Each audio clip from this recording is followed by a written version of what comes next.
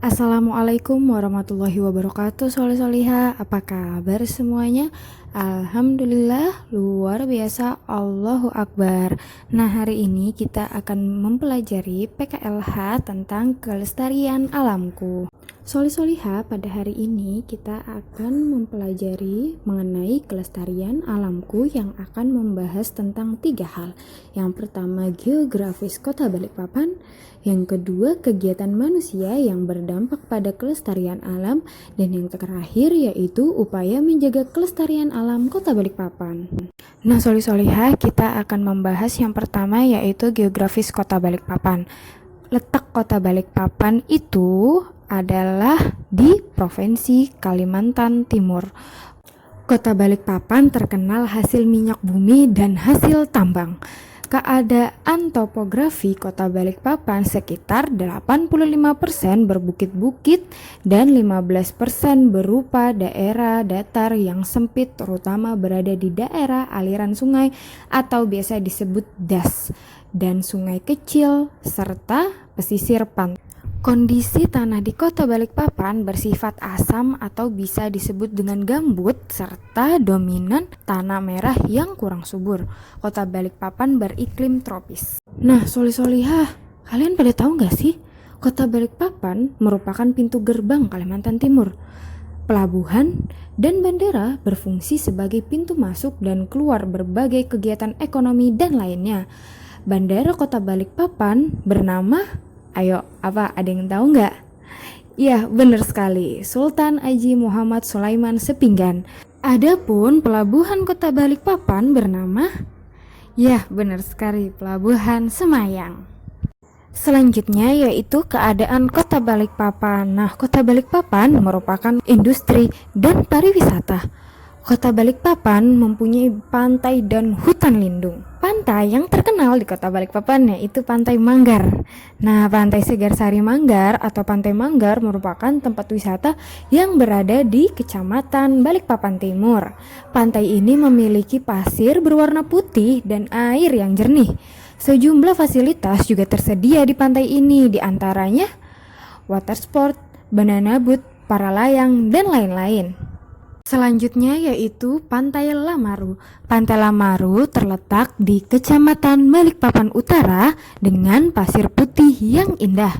Pantai ini cocok untuk berbagai kegiatan seperti bermain voli pantai dan sepak bola. Di Pantai Lamaru kita dapat menikmati deretan pohon cemara yang hijau dan sejuk.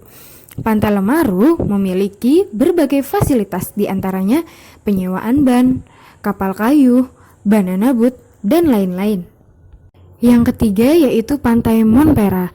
Pantai Monpera Kota Balikpapan merupakan wisata pantai yang berada di tengah kota. Pantai ini berbeda dengan pantai lainnya. Di pantai ini tidak ada penyewaan pelampung dan peralatan renang lainnya. Namun, di Pantai Monpera tersedia berbagai makanan dan minuman seperti es kelapa muda, es campur, bakso, dan lain-lain. Area taman di pantai ini sering digunakan untuk acara perkumpulan komunitas di Kota Balikpapan. Nah, keadaan Kota Balikpapan selanjutnya yaitu hutan. Yang pertama, di Balikpapan ini memiliki hutan lindung Sungai Wain atau biasa kita sebut HLSW. Nah, soleh-solehah, HLSW ini terletak di kilometer 15. Hutan ini memiliki hewan yang dilindungi seperti orangutan, bekantan, dan beruang madu. Selain hewan, hutan ini juga memiliki beberapa jenis pohon, diantaranya gaharu atau Aqualaria malacensis, bengkirai, dan ulin.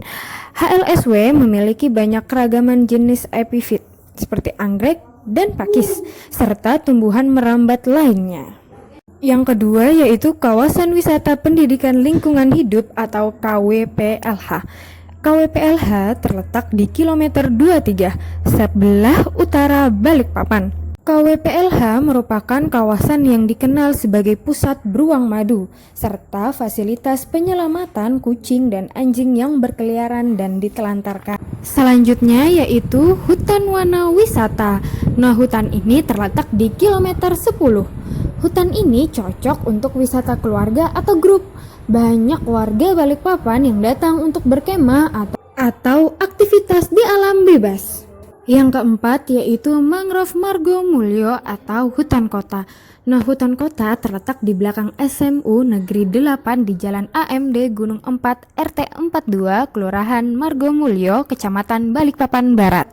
Hutan mangrove dibentuk sebagai fungsi konservasi, taman kota, wisata alam, pendidikan lingkungan, penelitian, dan pengembangan serta penambah habitat bagi flora dan fauna.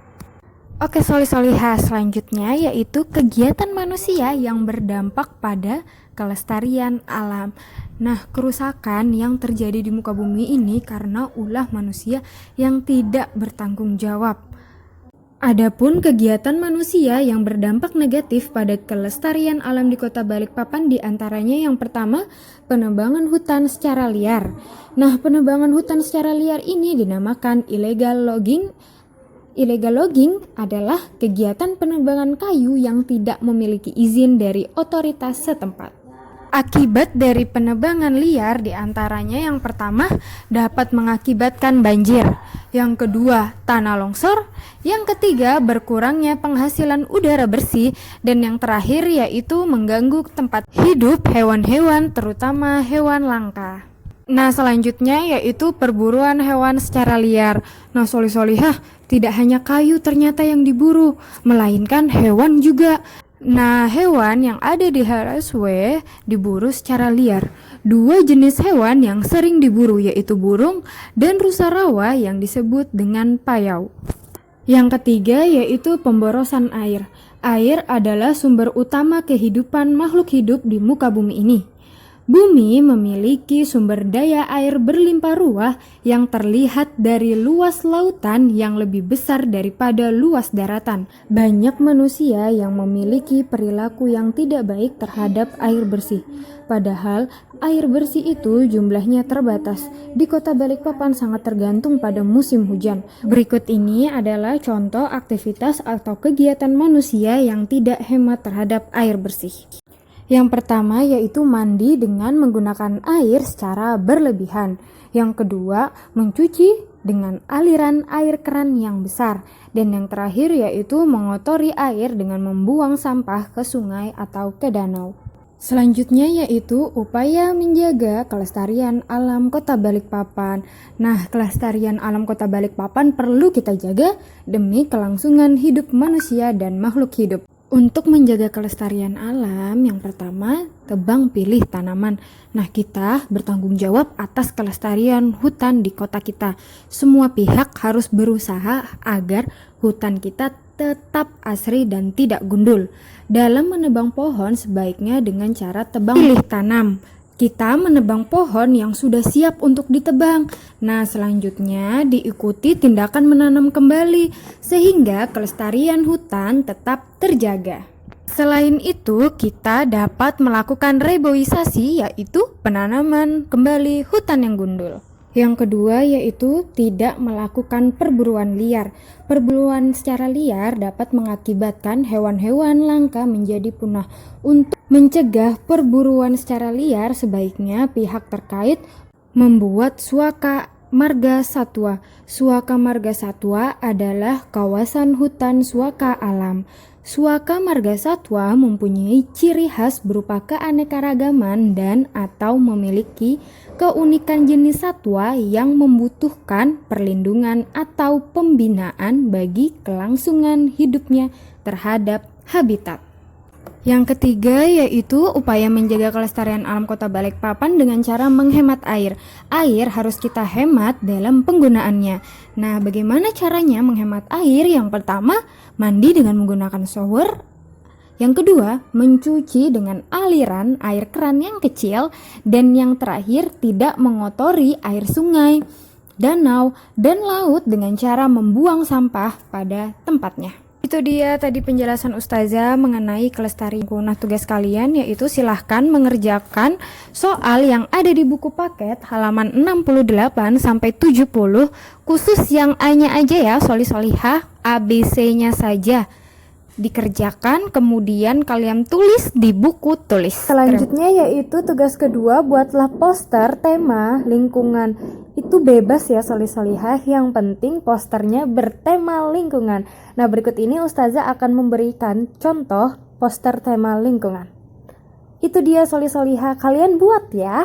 Jangan lupa dikerjakan tugasnya.